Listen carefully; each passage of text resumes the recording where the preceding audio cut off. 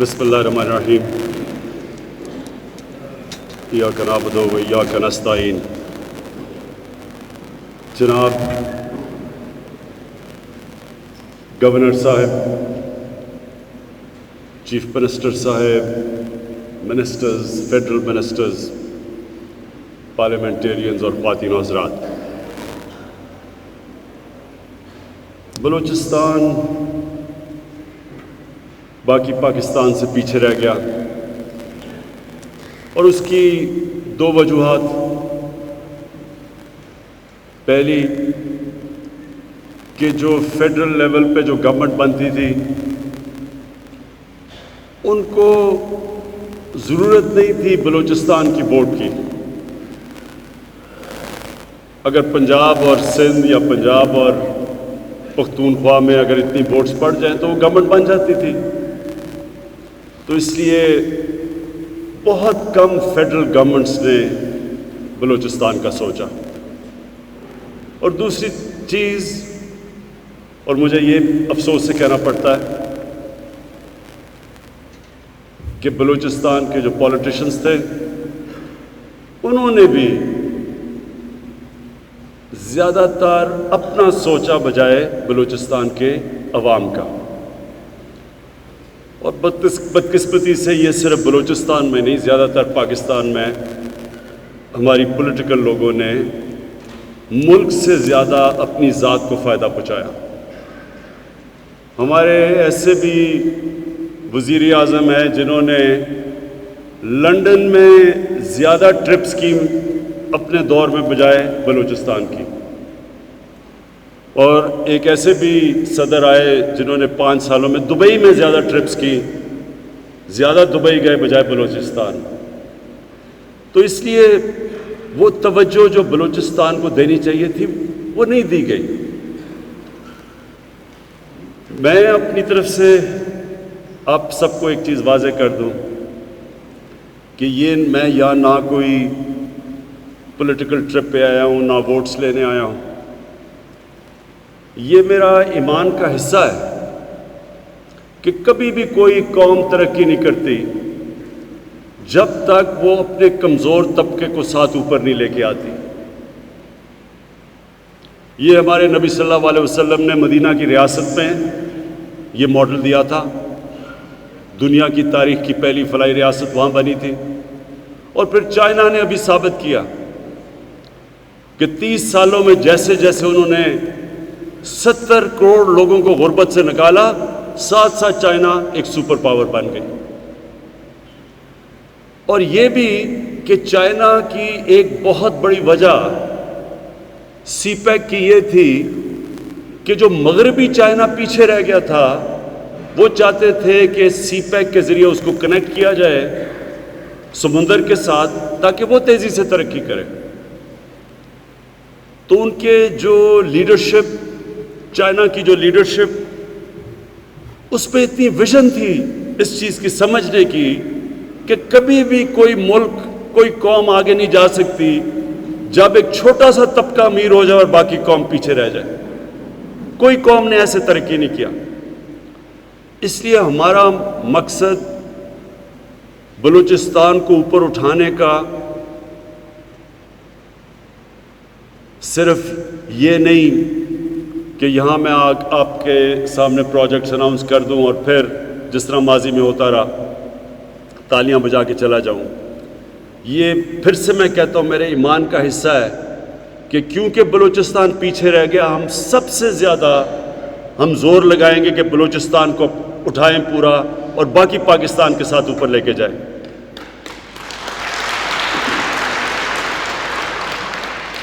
ایک ملک ایک گھر ہوتا ہے، اس میں یہ نہیں ہو سکتا کہ ایک گھر کے 2 بچے بڑے آگے بڑھ جائیں اور 2 بچے بیچارے پیچھے رہ جائیں. گھر سارا اوپر اکٹھا نکلتا ہے. اور جو پرائم منسٹر ہوتا ہے وہ ایک گھر کا باپ کی طرح ہوتا ہے. اس کو یہ دیکھنا ہوتا ہے کہ سارے بچوں کو وہ اسی طرح اوپر لے کے آئے. تو اس لیے مجھے بڑی خوشی ہے کہ پنجاب کے وزیر اعلیٰ آج وہ یہاں ہمارے ساتھ ہیں. انہوں نے بھی بلوچستان کے یونیورسٹی اور ہاسپٹل میں انہوں نے بھی اپنی انویسٹمنٹ کی ہے. یہ اس طرح ہے کہ ایک بڑا بھائی کوشش کر رہا ہے اپنے چھوٹے بھائی کی مدد کرنے, اور یہ ہوتا ہے ملک ایسے اوپر جاتا ہے. یہ جو کئی دفعہ لوگ فائدہ اٹھاتے ہیں بلوچستان کی محرومیوں کا اور ان کی اور مفادات ہوتے ہیں, وہ اس لیے کامیاب ہو جاتے ہیں انتشار پھیلانے کے لیے کیونکہ لوگوں کے اندر تاثر چلا جاتا ہے کہ ہمیں پاکستان میں, ہم پاکستان کا حصہ بننے سے ہمارا کیا فائدہ. لیکن میں آج آپ سب کو بتانا چاہتا ہوں کہ پاکستان کا حصہ بلوچستان کا بننے سے انشاءاللہ اس وقت آپ تصور بھی نہیں کر سکتے کہ آپ کو کتنا فائدہ ہوگا. سب سے پہلے کنیکٹیوٹی آپ کی چائنا کے ساتھ ہے, اور یہ یاد رکھیں کہ اس وقت دنیا میں جو ملک سب سے تیزی سے ترقی کر رہا ہے وہ ہے چائنا, جس سے ساری اس وقت اور ملک ڈرے ہوئے ہیں, ان کو خوف آ رہا ہے اس کے پروگریس سے. وہ اس لیے کہ سب کو نظر آ رہا ہے کہ چائنا چند سالوں میں ساری دنیا کو پیچھے چھوڑ جائے گا. ہماری خوش قسمتی ہے کہ ہم اس سے کنیکٹڈ ہیں, اور بلوچستان کی خوش قسمتی اس لیے کہ آپ کے پاس گوادر ہے, اور گوادر کنیکٹ ہو جائے گا چائنا کے ساتھ. اور جو چائنا کی ٹریڈ ہے آپ یہ ذرا ذہن میں ڈالیں کہ 2000 ارب ڈالر چائنا کی ٹریڈ ہے, 2000 ارب ڈالر. اس وقت پاکستان کی ایکسپورٹ مشکل سے 25 ارب ڈالر ہے. تو وہ جب کنیکٹ ہوتا ہے ایک ایسے ملک کے ساتھ جس سے ہمارے بڑے اچھے تعلقات ہیں, اور پھر جو گوادر جب کنیکٹ ہوتا ہے تو آپ یہ سوچیں کہ آگے بالکل ایک انشاءاللہ آپ کے سامنے ایک نیا دور نظر آنے والا ہے. آج ہم نے تقریباً 600 ارب روپے کے پروجیکٹس اناؤنس کیے ہیں, 600 ارب روپے کے تقریباً پروجیکٹ, جس میں فیڈرل کمپوننٹ 520 ارب ہے.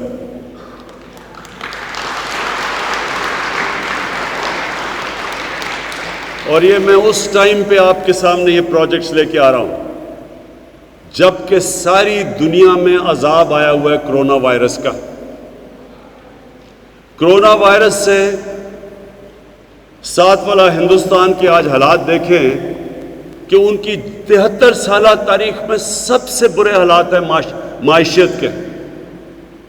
جو ریسیشن آئی ہوئی ہے آج ہندوستان میں, ان کی 73 سالہ تاریخ میں سب سے بری طرح معیشت متاثر ہوئی ہے. وہ بھی کرونا کی وجہ سے ہوئی ہے. پاکستان پہلے بڑے مشکل حالات میں تھا, حکومت ملی تو پاکستان کی تاریخ کا سب سے بڑا خسارہ اور سب سے بڑا قرضہ چڑھا ہوا تھا ہمارے اوپر, اور ان مشکل حالات کے اندر نکل ہی رہے تھے تو کرونا آ گئی. لیکن اللہ کا آج خاص کرم ہے, میں اللہ کا شکر ادا کرتا ہوں کہ جس طرح آج پاکستان کرونا سے نکلا ہے, کوئی بھی بر صغیر میں ملک اس طرح کرونا سے نہیں نکلا جس طرح پاکستان نکلا ہے. یہ میں اپنی قوم کو آج ضرور کہنا چاہتا ہوں کہ ہمیں آنے والے دنوں میں بہت احتیاط کرنی پڑے گی, کیونکہ دوسرا راؤنڈ آ رہا ہے اب کرونا کا, پھر سے کیسز بڑھ رہے ہیں. تو میں پھر سے اپنی قوم کو آج اس پلیٹ فارم میں بھی کہوں گا کہ ہمیں احتیاط, SOPs اور خاص طور پہ فیس ماسک پہننے چاہیے. لیکن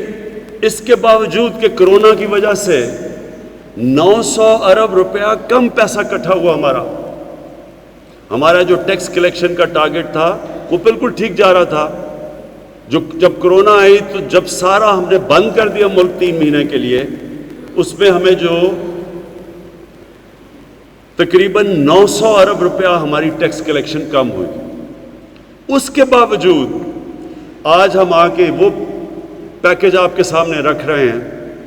کہ جو کہ کوئی اور, میں آج چیلنج کرتا ہوں, کوئی اور فیڈرل گورنمنٹ اس طرح کا پیکج بلوچستان کا نہ دے سکتی جو آج ہم آپ کے سامنے رکھ رہے ہیں. اس میں سڑکوں کا ہے, NHA کے ہم وزیر لے کے آئے ہوں مراد سعید کو, خاص طور پہ انہوں نے آج اناؤنس کیا ہے کہ جو ہم نے آج آپ کے سامنے جتنی بھی NHA سڑکیں بنا رہا ہے, یہ ذرا سن لیں غور سے, جتنی بھی سڑکیں بن رہی ہیں پاکستان میں NHA کی 50% بلوچستان میں بن رہی ہیں۔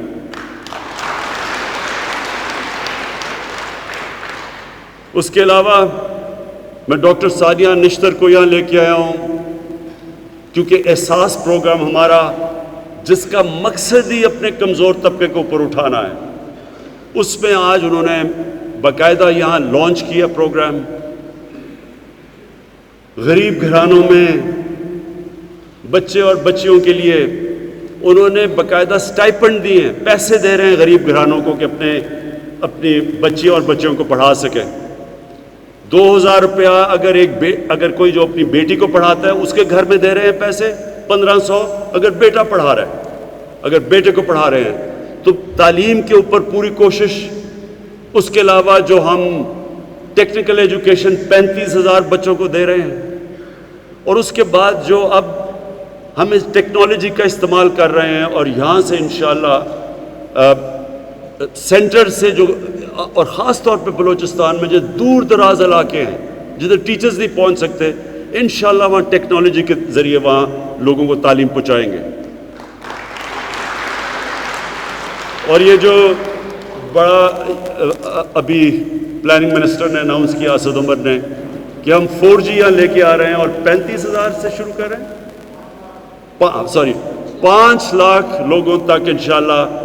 وہ انٹرنیٹ پہنچ جائے گا، اور یہ جو 4G لے کے آ رہے ہیں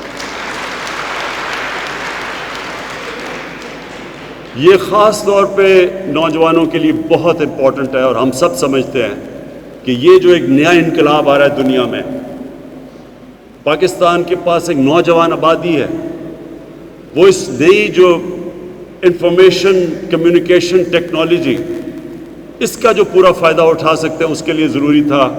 کہ ہم یہ انٹرنیٹ فیسلٹیز یہاں بلوچستان کے دور دراز علاقوں کے اندر لے کے آئیں۔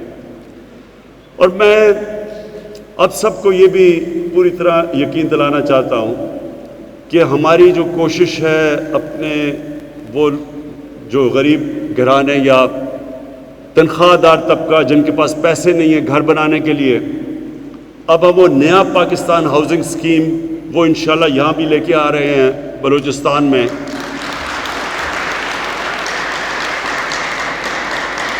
کہ جو پیسے اگر آپ کے پاس کیش، یہاں تو ابھی اس وقت کیش ہے تو آپ گھر لے سکتے ہیں، ہم جو سکیم لے کے آ رہے ہیں 5 مرلے کی، اس میں 5% انٹرسٹ کے اوپر 5% انٹرسٹ کے اوپر جو بھی گھر بنانا چاہتا ہے اس کو 5% انٹرسٹ کے اوپر، چاہے انٹرسٹ اوپر بھی چلا جائے لیکن ہم نے ان کو 5% پہ دینا ہے کہ وہ قسطیں دے کے اپنا 10 سال 15 سال کی قسطیں دے کے اپنا گھر لے سکتے ہیں۔ یعنی کہ وہ جو کرائے پہ پیسے خرچ کرتے ہیں اسی کرائے کی بجائے قسطیں دے کے اپنا گھر بنا سکتے ہیں، وہ انشاءاللہ نیا پاکستان ہاؤسنگ سکیم میں آ رہا ہے۔ یہ سب چیزیں یہ پہلی دفعہ پاکستان میں ہو رہی ہیں۔ جس طرح میں نے کہا احساس پروگرام میں کبھی پاکستان میں 200 ارب روپیہ صرف جس کو پاورٹی ایلیویشن کہتے ہیں، غربت کم کرنے کے لیے، کبھی پاکستان میں اتنا پیسہ خرچ نہیں کیا گیا اس وقت جب معاشی حالات ہمارے برے ہیں۔ جو میں آگے دیکھ رہا ہوں جس طرح ہماری معیشت اٹھ رہی ہے، جس طرح ہم نے اپنے خسارے کم کیے ہیں، بیرونی خسارہ وہ 17 سال کے بعد پہلی دفعہ پاکستان جو ڈیفیسٹ میں جا رہا تھا، 17 سال کے بعد ایک کوارٹر کے اندر پاکستان سرپلس میں گیا، یعنی اضافہ ہو گیا ہمارا۔ یہ ایک بہت بڑی ہماری گورنمنٹ کی اچیومنٹ ہے، کیونکہ جب تک آپ کی آمدنی اور خرچے کے اندر خسارہ رہتا ہے وہ ملک آگے بڑھ ہی نہیں سکتا، کیونکہ قرضے لینے پڑتے ہیں۔ تو یہ حکومت نے، اور دوسری میں آپ کو چیز بتاؤں کہ یہ پچھلے 4 مہینے میں پہلی دفعہ ہے کہ پاکستان نے کوئی قرضہ پچھلے 4 مہینے میں نہیں لیا، یہ بھی بہت بڑی اچیومنٹ ہے۔ اور آج اللہ کا شکر ہے سیمنٹ ہمارا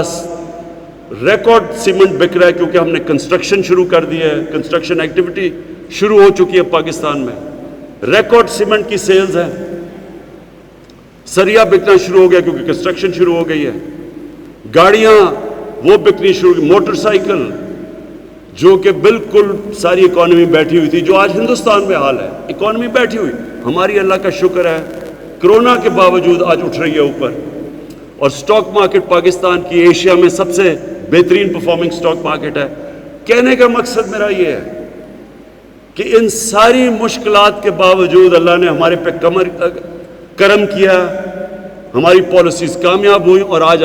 ہمارا ملک اوپر جا رہا ہے، اور جیسے جیسے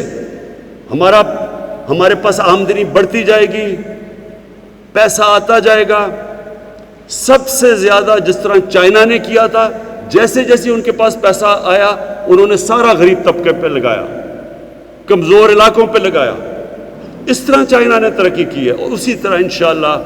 جیسے جیسے ہماری آمدنی بڑھے گی انشاءاللہ، جام صاحب آپ کو خوشی ہوگی سن کے کہ بلوچستان کا ہم شیئر بھی بڑھائیں گے، اور ہم اپنے جتنے بھی سارے پاکستان میں کمزور طبقہ ہے اس کے اوپر ہم پورا پیسہ خرچ کریں گے۔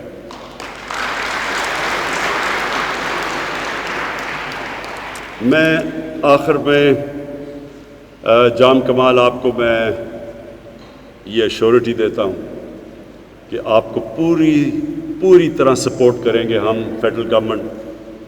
ابھی بھی ہم نے جو سب سے زیادہ، یہ بھی آپ سب کے لیے، بلوچستان کے لوگوں کے لیے، کہ سب سے زیادہ جو ہم نے اپنا development fund, P S D P fund جو ہم نے کسی بھی صوبے کو دیا وہ سب سے زیادہ بلوچستان کو ہم نے دیا، اور میرا یہ ایمان ہے کہ بلوچستان جیسے جیسے اوپر جائے گا تو پاکستان اوپر جائے گا، اور جیسے جیسے پاکستان اوپر جائے گا تو بلوچستان بھی اوپر آئے گا۔ بہت بہت شکریہ۔